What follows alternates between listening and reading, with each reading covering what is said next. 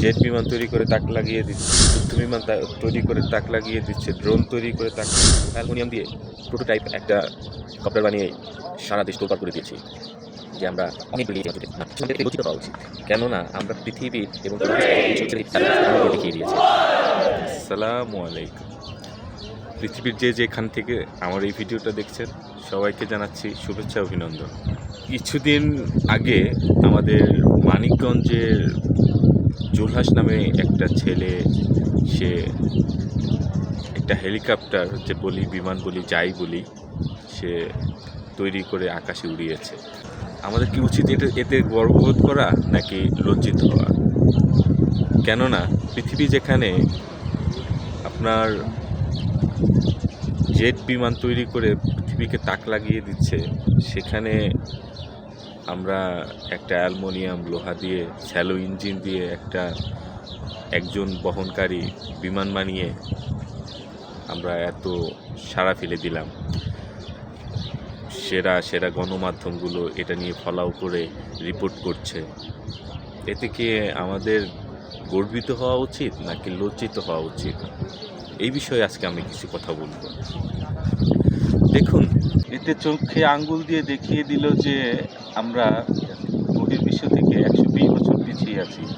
কেননা 120 বছর আগে এই সেম প্রসেসে প্রথম বিমান তৈরি করে, প্রোটোটাইপ তৈরি করে পরীক্ষামূলক আকাশে উড়িয়ে আমাদের দেশে সহজেই একটা জিনিস নিয়ে মাতামাতি শুরু করে দিই আমরা।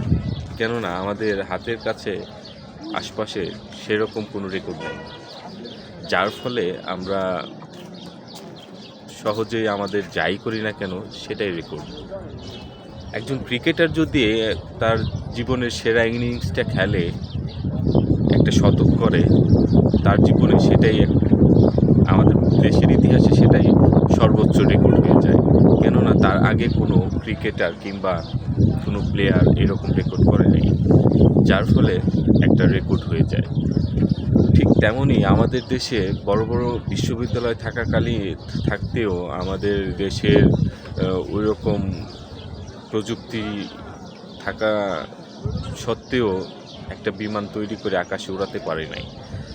যেখানে জুলহাস আপনার স্যালো ইঞ্জিন দিয়ে দেখিয়ে দিল কিভাবে বিমান আকাশে ওড়াতে হয়।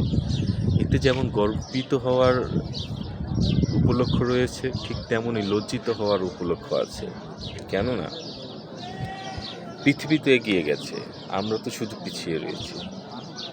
পৃথিবী যেখানে জেট বিমান তৈরি করে তাক লাগিয়ে দিচ্ছে, যুদ্ধ বিমান তৈরি করে তাক লাগিয়ে দিচ্ছে, ড্রোন তৈরি করে তাক লাগিয়ে দিচ্ছে, সেখানে আমরা লোহা অ্যালুমিনিয়াম দিয়ে প্রোটোটাইপ একটা কপ্টার বানিয়ে সারা দেশ তোলপাড় করে দিয়েছি।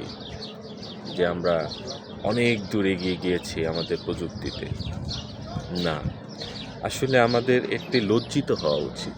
কেননা আমরা পৃথিবীর এবং কি বহির্বিশ্ব থেকে 120-150 বছর পিছিয়ে রয়েছি। এটা জুলহাস চোখে আঙ্গুল দিয়ে দেখিয়ে দিয়েছে। এতে আপনারা কিভাবে নেবেন সেটা আমি জানি না, কিন্তু এটাই বাস্তবতা। আমাদের চোখে আঙ্গুল দিয়ে দেখিয়ে দিল যে আমাদের সামনে আরও কত কিছু করতে হবে। আমি মানিকগঞ্জের জুলহাসকে ছোট করছি না, তাকে সম্মান জানাই। আমি মানিকগঞ্জের ছেলে, সেও মানিকগঞ্জের ছেলে, সে মানিকগঞ্জের মানিক। তার প্রতি আমার শ্রদ্ধা আছে, সালাম আছে, ভালোবাসা আছে, আন্তরিকতা সব কিছুই রয়েছে।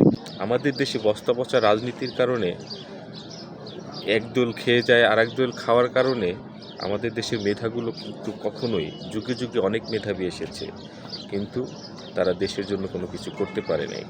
তারা পৃথিবীর অন্যান্য দেশে গিয়ে তারা ভালো কিছু করছে, কিন্তু আমাদের দেশের জন্য যে ভালো কিছু করবে সেটা তারা সুযোগ পায় নাই, এবং কি আমরা সেই সুযোগটা করে দিতেও পারি নাই। এটা আমাদের লজ্জিত হওয়া উচিত। যেখানে আমরা গর্বিত হয়ে মাথা উঁচু করে পৃথিবীর সামনে দাঁড়াবো, তার চাইতে আজকে আমাদের লজ্জা হওয়া উচিত যে আমরা সেই সুন্দর সোনালী মুহূর্তগুলো সৃষ্টি করতে পারি নাই। কীভাবে ভালো রেকর্ড করা যায় সেদিকে নজর দিতে হবে এবং প্রশাসন এবং সরকার রাষ্ট্রীয়ভাবে এগুলোকে পৃষ্ঠপোষকতা করতে হবে। আমরা অল্প কিছুতেই যেন হতাশ না হয়ে যায়, আমাদেরকে মনোবল চাঙ্গা রাখতে হবে এবং আমাদের যে জুলহাস সাহেবকে 50,000 টাকা দিয়ে নাকি কেউ কিছু টাকা দিয়ে সাহায্য সহযোগিতা করছে, এটাও খুবই দুঃখজনক। কেননা সে নিজেদের পকেট থেকে 1.5 লাখ টাকা খরচ করে সে বিমানটা তৈরি করেছে। সেখানে 50,000 টাকা, 60,000 টাকা, 20,000 টাকা তাকে অনুদান দেওয়াটা আমার কাছে বোকামি মনে হয়। কেন না, এই বিজ্ঞান নিয়ে গবেষণা করতে গেলে তার লাখ লাখ টাকা, কোটি কোটি টাকা প্রয়োজন। এখানে আমাদের 50,000 টাকা দিয়ে তাকে ডাল ভাত খাওয়ার সিস্টেম করে দিলে হবে না, তাকে আরও 2, 4, 5, 10 লাখ টাকা দিয়ে আরও উন্নত প্রযুক্তির কাছে নিয়ে যেতে হবে। তাকে সেই সিস্টেমের ভিতরে নিয়ে ঢুকিয়ে দিলে সে হয়তো ভালো কিছু আউটপুট দিতে পারবে। নয়তো আমাদেরকে এই রকম ছোটোখাটো বিষয় নিয়ে গর্ববোধ করতে হবে। আশা করি আমার সাথে আপনারা একমত হবেন, দ্বিমত পোষণ করতে পারেন, তাতে কোনো সমস্যা নেই, আপনারা করতে পারেন। কিন্তু এটাই বাস্তবতা, এটাকে মেনে নিতে হবে।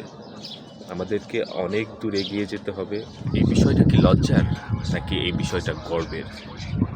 সেই প্রশ্নের উত্তর আপনাদের কাছ থেকেই চাই। কমেন্ট বক্স রয়েছে, সেখানে আপনাদের মতামত এবং উত্তর আশা করি আপনারা দিয়ে দিবেন। সে পর্যন্ত ভালো থাকুন, সুস্থ থাকুন।